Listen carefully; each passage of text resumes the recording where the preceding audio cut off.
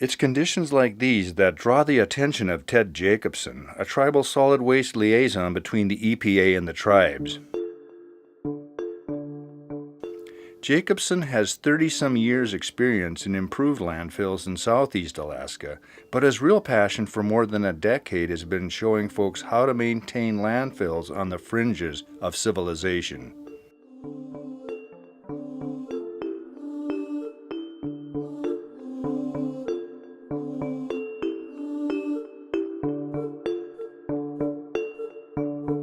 I've been here before, and this is just still getting worse. Man, that was pretty hectic. There were mounds of trash scattered all over. It gets bad every now and then, where all the trash blows around and everything. It's, I want to say, unsanitary. The seeds for Ted's Oh Hell training were planted months earlier at a tribal council meeting in the dead of winter. Council members drew up a wish list of solid waste improvements, most of which involved the use of their heavy equipment, and urged Jacobson to choose Ambler for the site of the training.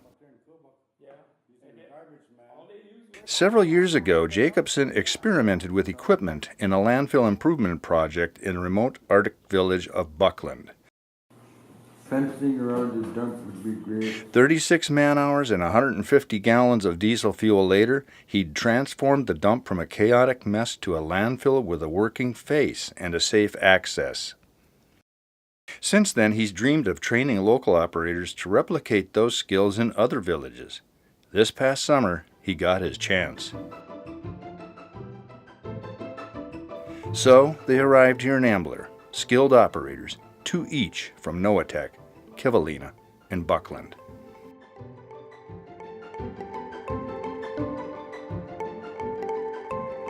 Jacobson's plan included 1 day of classroom instruction to familiarize the operators with the acquisition, maintenance, and operation of heavy equipment and landfills. But he also taught them the merits of implementing access control, collection and recycling programs. Get around the backsides and all that stuff. Just keep them buried, dumping in the same spot. But we get lots of those, then it goes up. The insects eat lots of microorganisms, and then eventually it ends up in the food chain. So that you're not solving anything by burning on the ground. You're just burning to burn.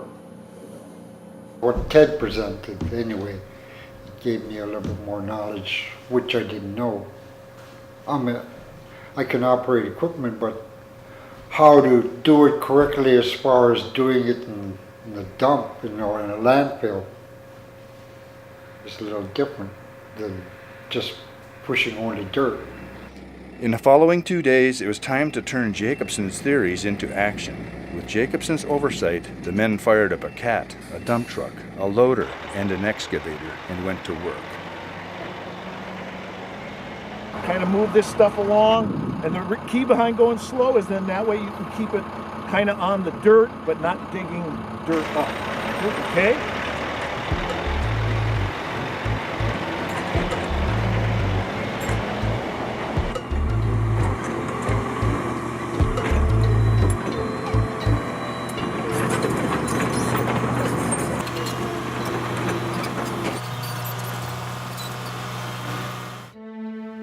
You guys done a good job flattening it out. Now we're going to put gravel.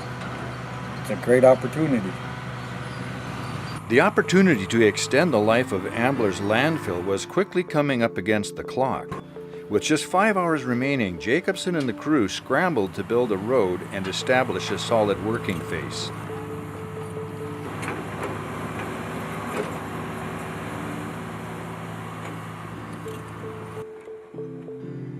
Jacobson and the crew persisted, and by quitting time they'd reached their goal.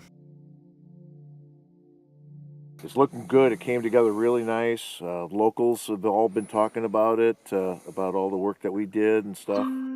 Maybe this kind of training will help us control that trash better and maintain it better. And everybody's grateful.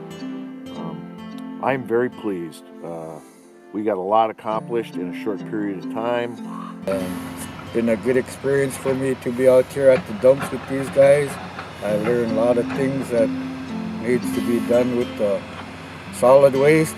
With 8 hours of classroom instruction, 120 gallons of fuel, 4 pieces of equipment, and less than 16 hours in the field, Jacobson and his crew of OHEL operators brought new life to Ambler's solid waste program.